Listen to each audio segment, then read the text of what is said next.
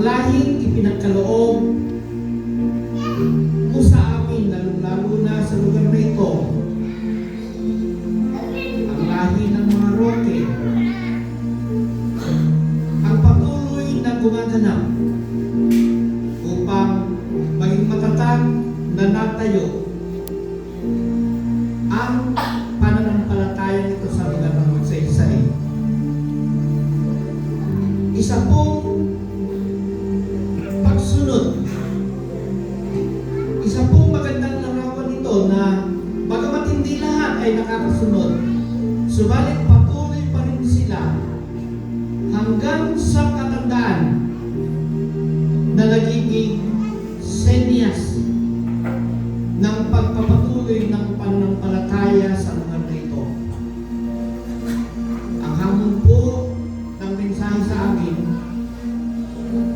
sa mga kapatid na narito ngayon, sana'y patuloy na maragdagan ang lahing nagdadala ng pananampalataya nito. Bigyan mo sila ng lalo pang kalakasan, kaya naging isa sa mga paksa ay kung paano ang ating Panginoon Jesucristo nagpakita ng halimbawa sa mga salit-salit lahi na sumunod sa Kanya. Gayon din ang maipakita natin lahi sapagkat siya ang nakakaalam ng ating mga kakulangan. Naroon din po ang awit ng pasasalamat na kung ating papansinin, tunay na napakarami natin ipagpasalamat sa buhay. Yun lang tayo magising sa umaga, sinasabi nito,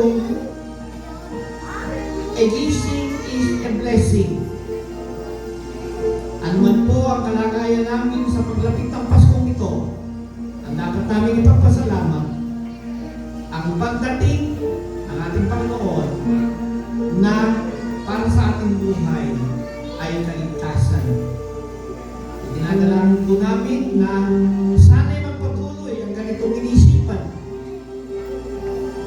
Ano man ang dumarating na mga paghamon, mga pagkakasakit sa aming lahi po, may sakit ang aking manugang, nagkasakit ang aking mga apo, at katulad ng aking dalangin kagabi, ako may naharap sa isa ng pagmaselan na gawain pangkalusugan. Subalit, alam namin na ikaw ay nariyan palagi.